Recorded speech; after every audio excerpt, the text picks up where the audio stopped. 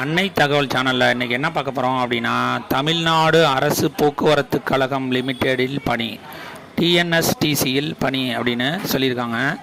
Employment type என்ன அப்படின்னா apprentice training அப்படின்னு சொல்லியிருக்காங்க. டியூரேஷன் 1 இயர் அப்படின்னு சொல்லியிருக்காங்க. மொத்தம் எத்தனை போஸ்டிங்க்கு கால்ஃபார் பண்ணியிருக்காங்க அப்படின்னா 527 அப்ரெண்டிஸ் போஸ்ட்டு அப்படின்னு சொல்லியிருக்காங்க.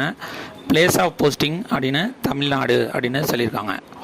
என்னென்ன போஸ்டிங் அப்படின்னா கிராஜுவேட் இன் இன்ஜினியரிங் அப்ரெண்டிஸ் போஸ்ட், இதுக்கு மெக்கானிக்கல் இன்ஜினியரிங் முடித்தவங்க, ஆட்டோமொபைல் இன்ஜினியரிங் முடித்தவங்க 130 போஸ்டிங் உண்டு அப்படின்னு சொல்லியிருக்காங்க. சிவில் இன்ஜினியரிங்க்கு 20 போஸ்டிங் அப்படின்னு சொல்லியிருக்காங்க. இதை தவிர எலக்ட்ரிக்கல் அண்டு எலக்ட்ரானிக்ஸ் இன்ஜினியரிங் முடித்தவங்க 7 போஸ்டிங் அப்படின்னு சொல்லியிருக்காங்க. இவங்க ஃபுல் டைம் ரெகுலரில் படித்தவங்களாக இருக்கணும் அப்படின்னு சொல்லியிருக்காங்க. இதை தவிர ஃபஸ்ட் கிளாஸில் பாஸ் பண்ணியிருக்கணும் அப்படின்னு சொல்லியிருக்காங்க. மந்த்லி ஸ்டைஃபன் எவ்வளோ கொடுக்குறாங்க அப்படின்னா 9000 அப்படின்னு சொல்லியிருக்காங்க. அடுத்தது டிப்ளமோ டெக்னீஷியன் அப்ரெண்டிஸ் போஸ்ட், இதுக்கு மெக்கானிக்கல் இன்ஜினியரிங் அல்லது ஆட்டோமொபைல் இன்ஜினியரிங் டிப்ளமோவில் முடித்தவங்களுக்கு 230 போஸ்டிங் வேக்கன்சி அப்படின்னு சொல்லியிருக்காங்க. டிப்ளமோ சிவில் இன்ஜினியரிங் முடித்தவங்களுக்கு 20 போஸ்டிங் வேக்கன்சி அப்படின்னு சொல்லியிருக்காங்க. Diploma electrical and electronics engineering முடித்தவங்க 20 போஸ்டிங் அப்படின்னு சொல்லியிருக்காங்க. இவங்களும் ரெகுலராக ஃபுல் டயத்தில் படித்தவங்க மட்டும்தான் இதுக்கு விண்ணப்பிக்க முடியும் அப்படின்னு சொல்லியிருக்காங்க. 60% மார்க் வாங்கியிருக்கணும் அப்படின்னு சொல்லியிருக்காங்க. இவங்களுக்கு ஸ்டைஃபன் 8000 அப்படின்னு சொல்லியிருக்காங்க.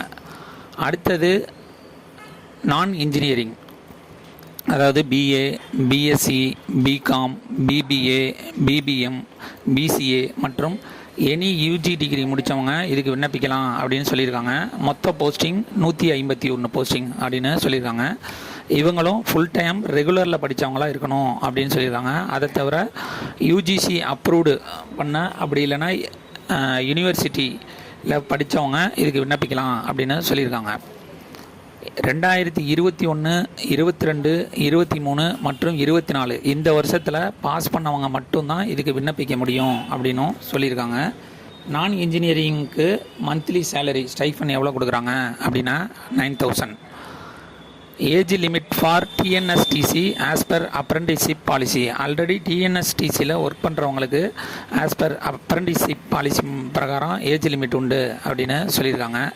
மெத்தட் ஆஃப் செலெக்ஷன் எப்படி தேர்ந்தெடுக்கிறாங்க அப்படின்னா ஃபஸ்ட்டு மெரிட் லிஸ்ட்டில் விண்ணப்பிக்கிறவங்கள மெரிட் லிஸ்ட்டு செலக்ட் பண்ணுறாங்க.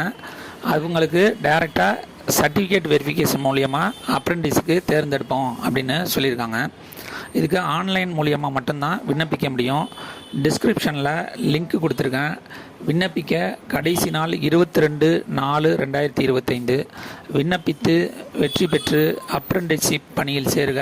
நன்றி, வணக்கம்.